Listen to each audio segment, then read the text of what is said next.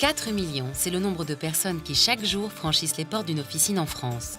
Accessible sur tout le territoire, le pharmacien est un maillon essentiel de la chaîne de santé et ses missions sont nombreuses. Le pharmacien a le rôle classique que vous connaissez tous, c'est-à-dire vous venez avec une ordonnance dans votre officine et le pharmacien va vous délivrer les médicaments, va vous expliciter la prescription du médecin. Pour le pharmacien, la délivrance d'un médicament à chaque patient qui rentre dans son officine relève du cas particulier.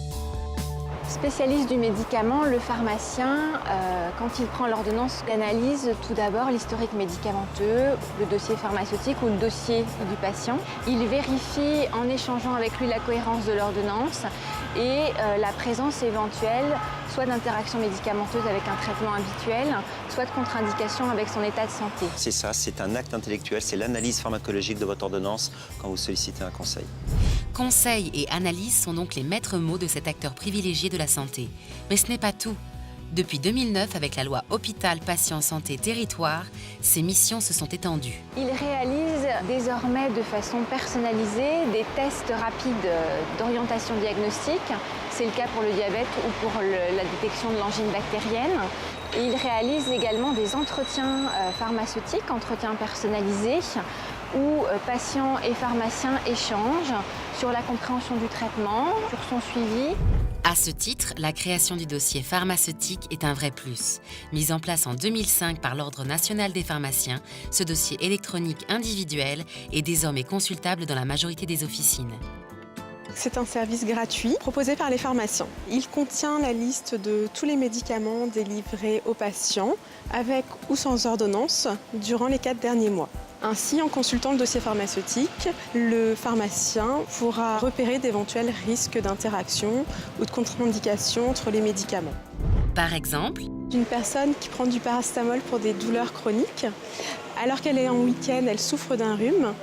Grâce au dossier pharmaceutique, le pharmacien pourra lui conseiller un médicament sans paracétamol pour éviter tout risque de surdosage. pour l'ouvrir, rien de plus simple. La majorité des officines sont équipées du logiciel. Mais soyez rassurés, sans vous, le pharmacien ne pourra rien faire.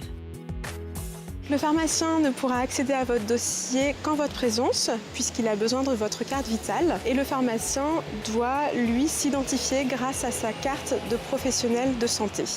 Un outil totalement sécurisé et confidentiel qui vous appartient. On peut demander à tout moment la fermeture du dossier pharmaceutique dans n'importe quelle pharmacie.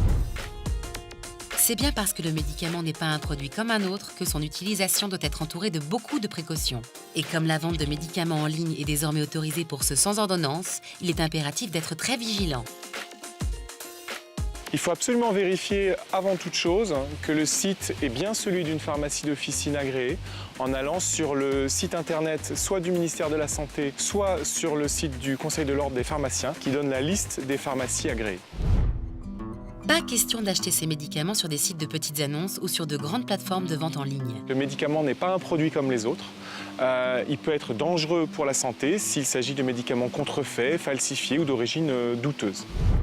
Une réalité malheureusement assez courante puisque d'après l'Organisation mondiale de la santé, un médicament sur 2 serait faux sur Internet. Mais quels sont les risques ? Le médicament falsifié, c'est un médicament dont le principe actif est soit absent, donc ce médicament ne vous soigne pas, soit est un autre principe actif qui peut être très dangereux pour la personne qui le prend.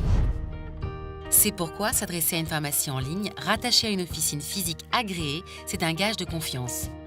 Aujourd'hui, du fabricant jusqu'au pharmacien d'officine, vous n'avez qu'une succession de pharmaciens présents le long de la chaîne, donc de la fabrication jusqu'à la dispensation. L'ensemble pour assurer une sécurité optimale. C'est pourquoi, une fois chez vous, le médicament doit également être entouré d'attention. Pour ça, rien de mieux que de respecter quelques règles de bon usage. Il faut faire régulièrement le tri, éliminer tout ce qui est périmé, ouvert depuis trop longtemps ou qui n'a plus lieu d'être conservé dans une armoire à pharmacie à la maison.